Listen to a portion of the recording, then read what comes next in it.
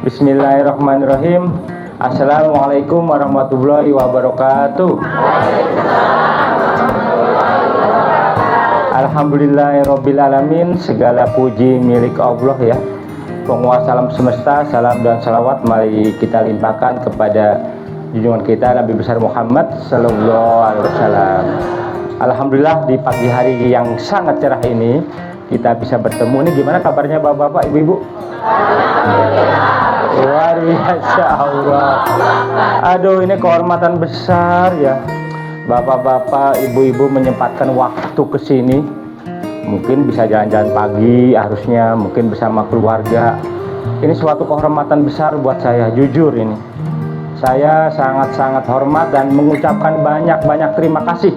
Kalimat pertama saya adalah terima kasih menyempatkan waktu, kemudian mengutamakan untuk datang di pertemuan ini suatu anugerah buat saya dan kehormatan. Terima kasih ya buat bapak-bapak dan ibu-ibu sekalian. Saya mau cerita sedikit ya. Sekitar 15 tahun yang lalu, mertua saya itu sakit batu empedu di Semarang. Di sana waktu itu belum BPJS belum ada, tapi ada sebelum BPJS, yaitu namanya Taspen. Waktu itu mertua perempuan saya ke rumah sakit memakai Taspen. Masuklah di rumah sakit, mohon maaf di suatu rumah sakit lah, saya nggak nyebut namanya. Karena sepertinya pakai Taspen, tidak bisa langsung operasi, disuruh nunggu selama nunggu lah, intinya nunggu. Akhirnya bisa dapat antrian 3 minggu. 3 minggu sejak masuk rumah sakit dirawat, jadi sebelum dioperasi dirawat 3 minggu karena nunggu antrian. Makin hari makin parah. Saya udah protes, saya ke Semarang waktu itu protes, kenapa dokter ini kok nggak cepet-cepet dioperasi, alasannya bla bla bla. Tapi saya perhatikan kok kalau yang nggak pakai asuransi itu bisa langsung dioperasi. Saya waktu itu sudah bilang siap bayar lah, siap jual rumah, siap jual mobil dan sebagainya, biayanya berapa gitu. Tapi karena sudah awalnya pakai Taspen nggak bisa, katanya seperti itu. Akhirnya 3 minggu jadwalnya operasi, tapi kondisi ibu mertua saya itu sudah sangat gawat. Akhirnya tetap dioperasi. Setelah operasi 3 jam kemudian meninggal. Saya itu sedih banget. Ketika dalam kondisi seperti itu, siapa yang bisa saya hubungi? Saya mau protes gitu loh. Benar mau protes, saya protes ke siapa? Nggak ada orang yang bisa saya hubungi. Tidak ada orang pejabat yang saya tahu. Tidak ada tokoh yang saya kenal. Tidak ada yang saya tahu sama sekali. Saya langsung sadar, wah ternyata butuh ini. Butuh orang-orang tertentu yang bisa saya kenal. Yang kalau ada apa-apa bisa saya telepon. Yang kalau ada apa-apa bisa saya SMS waktu itu. Tapi saya nggak kenal. Itu saya prihatin banget. Samping pergaulan saya sangat terbatas sekali ya, sampai tidak bisa menghubungi siapa yang untuk protesnya ke siapa gitu loh. Saya protesnya ke siapa? Ke siapa coba? Nggak ada satupun orang yang saya kenal. Pakai asuransi lagi. Ya udah, menerima dan menerima aja. Saya sedih, itu 15 tahun yang lalu. Insya Allah ibu-ibu, saya ini apa sih yang bisa diandalin ya jadi caleg pusat, ya Allah, duit juga nggak banyak ya. Kemudian apa coba yang bisa dibanggakan saya? Saya baru pertama kali jadi calon, Bu, bapak-bapak. Saya belum pernah jadi calon, belum pernah jadi caleg. Ini pertama kali jadi caleg itu. Apa yang bisa saya banggakan selain persahabatan, Bu? Ibu-ibu bisa aja bergabung dengan caleg-caleg yang sudah lama, tapi mereka sudah punya relawan, Bu. Mereka sudah punya relawan, sudah punya ya mitra lah. Mungkin kalau ibu daftar sekarang, ibu ke nomor sekalian, bapak-bapak nomor sekalian. Tapi saya baru pertama kali. Jadi saya hormat ke bapak-bapak dan ibu-ibu yang bergabung jadi relawan saya yang pertama. Dan saya akan ingat Tidak hanya gara-gara pemilu.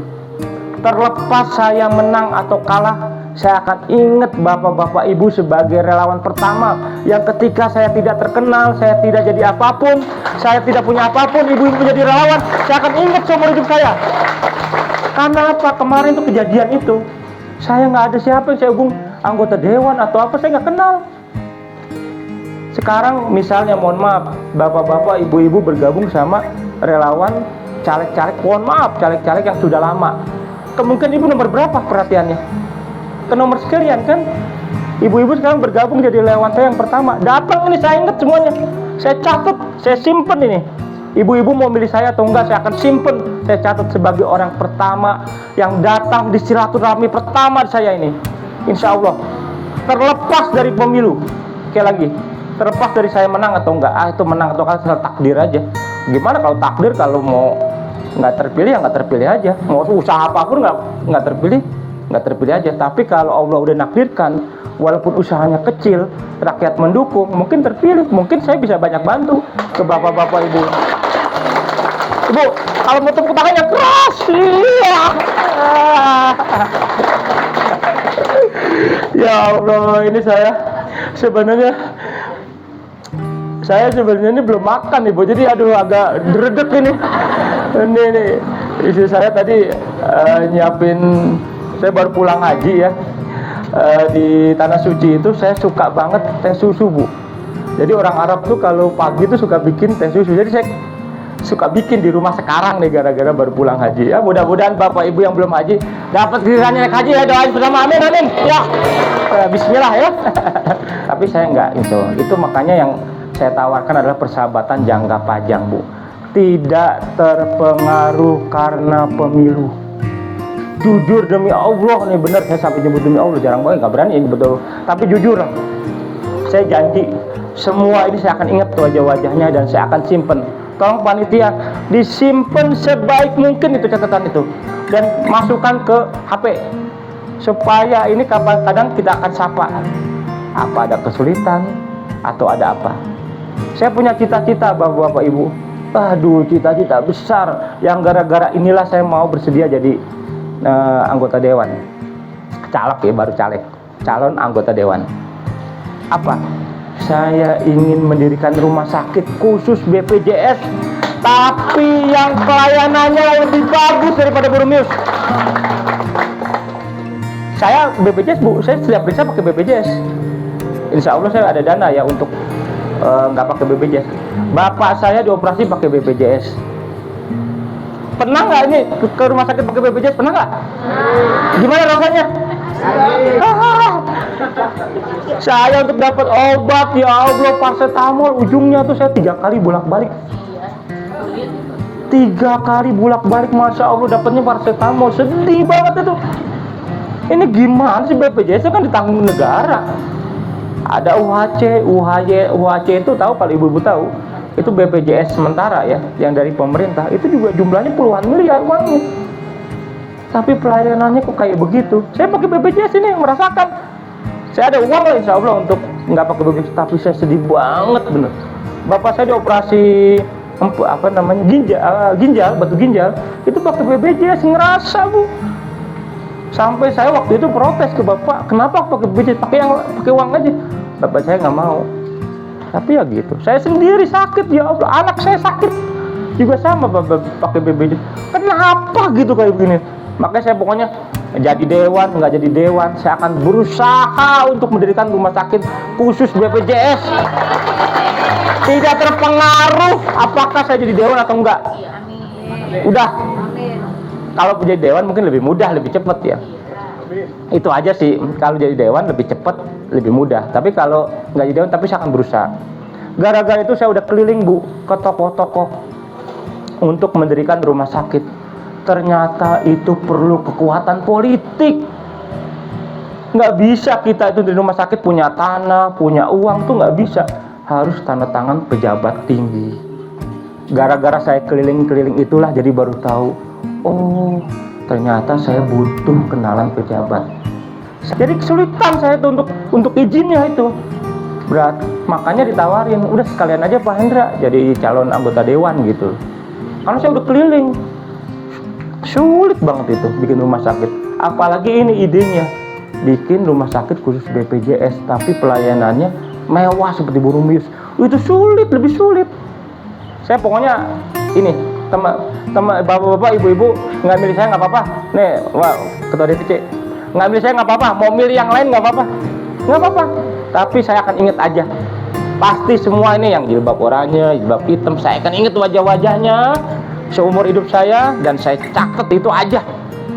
Kalau ada apa-apa Bapak tidak ada, kalau jadi anggota dewan lebih enak ya. Tapi kalau nggak jadi anggota dewan misalnya saya takdirnya WA aja. Kalau ada apa-apa nanti setelah pemilu. Kalau sekarang saya nggak enak Bu, datang ke rumah bapak-bapak ibu dianggapnya dikiranya mau disuruh mila. Aduh saya nggak enak banget sekarang ini. Enggak. Saya mau cari saudara, mau cari sahabat. Nanti ibu sampaikan ke tetangga-tetangganya kalau mau cari sahabat, mau cari saudara, jadi relawannya Pak Hendra. Karena kalau saya akan ngutamain jujur aja karena terbatas juga ya kemampuan, ngutamakan yang relawan-relawan aja. Kemudian baru pemilih. Apalagi yang nggak milih. Enggak juga deh, enggak. Saya ini nggak pinter untuk kampanye, nggak pinter untuk ngomong juga. Mungkin kalau calon-calon lain sudah berpengalaman ya, berkali-kali jadi anggota dewan, bahkan ada yang berkali-kali jadi caleg, gagal, coba lagi, gagal, coba. Saya enggak, saya janji nih, ini saksinya semuanya. Kalau hari ini saya, ini saksi semuanya ya. Kalau 2024 ini saya nggak terpilih, saya nggak bakalan daftar lagi, nggak bakalan jadi caleg apapun. Kenapa? Kita banyak tugasnya Bu, ngerjakan sosial, bisnis, repot banget. Berapa sih gaji anggota dewan itu? Mendingan bisnis bisa berkali-kali lipat. Saya kalau ini 2024 nih, saya ini saksinya ya. Nanti Pak Agus ingetin ya, kalau misalnya saya ini ternyata ngomongin Pak Baliot nanti pas 2029 maju lagi gara-gara kalah atau nggak tahu kalau menang. Tapi kalau kalah saya nggak bakal jalanin lagi. Hanya ini aja.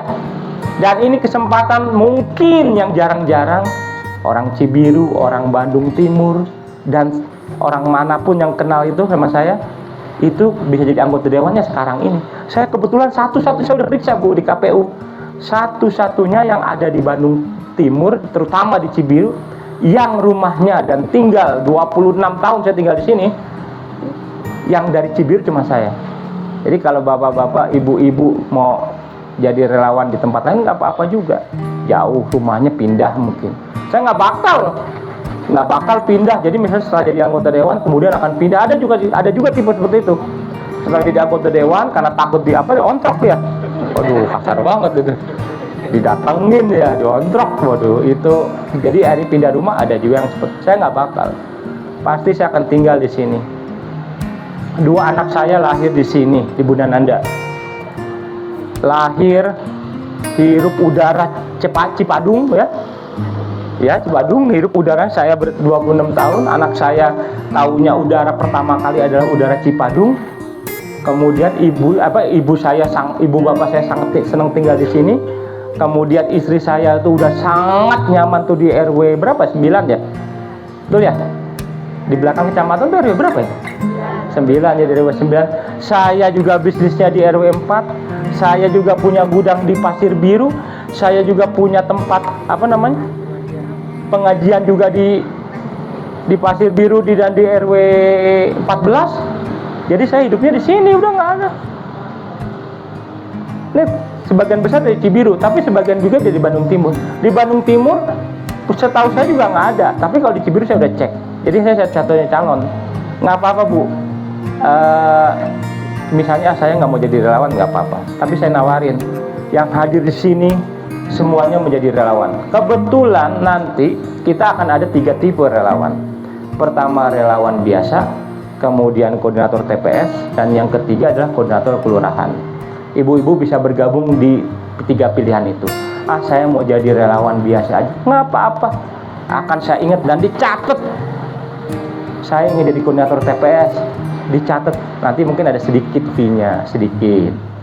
Ada koordinator kelurahan, nah itu lebih banyak lagi fee-nya. Tapi itu bukannya utama. Bukan yang utama adalah persahabatan. Kalau ibu-ibu, bapak-bapak jadi relawan karena ngejar uang, saya nggak bisa ngasih banyak, udah pasti. Ya, saya ngajak bagi bapak-bapak, ibu-ibu yang bersedia jadi relawan biasa nggak apa-apa. Koordinator TPS oke, koordinator kelurahan juga oke. Silakan welcome.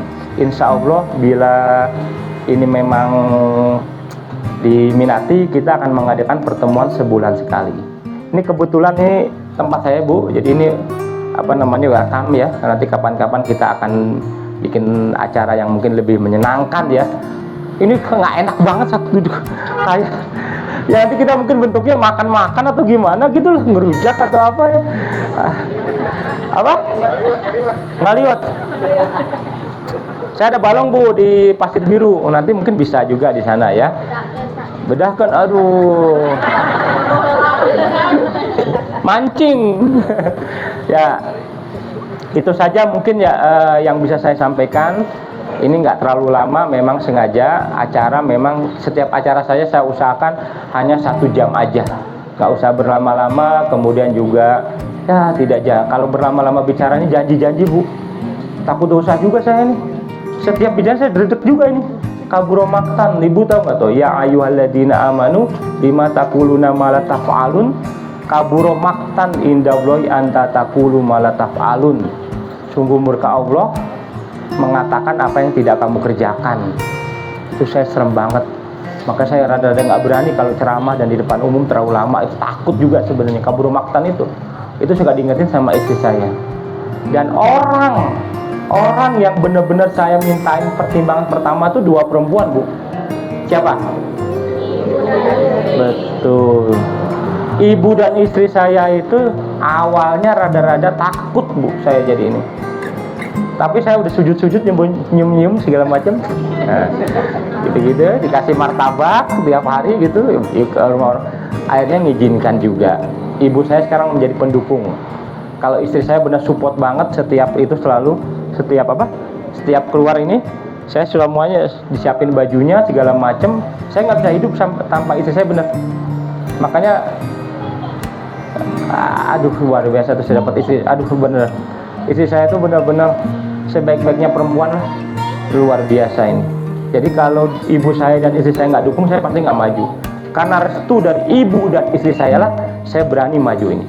Mungkin itu aja, Bu, untuk teman-teman nanti yang bersedia jadi koordinator kelurahan, tolong jangan pulang dulu ya, yang bersedia, jangan dipaksa. Kemudian juga nih bagi yang bersedia jadi relawan biasa, ada formulir yang akan dibagikan ya. Nanti akan ada formulir yang akan dibagikan, tolong diisi bagi yang bersedia. Ada sedikit uang transport buat yang bersedia jadi relawan. Tapi sedikit banget ini, minta maaf ya. Uang halal, Bu, insya Allah. Terima kasih. Wassalamualaikum warahmatullahi wabarakatuh. Ya, lagi.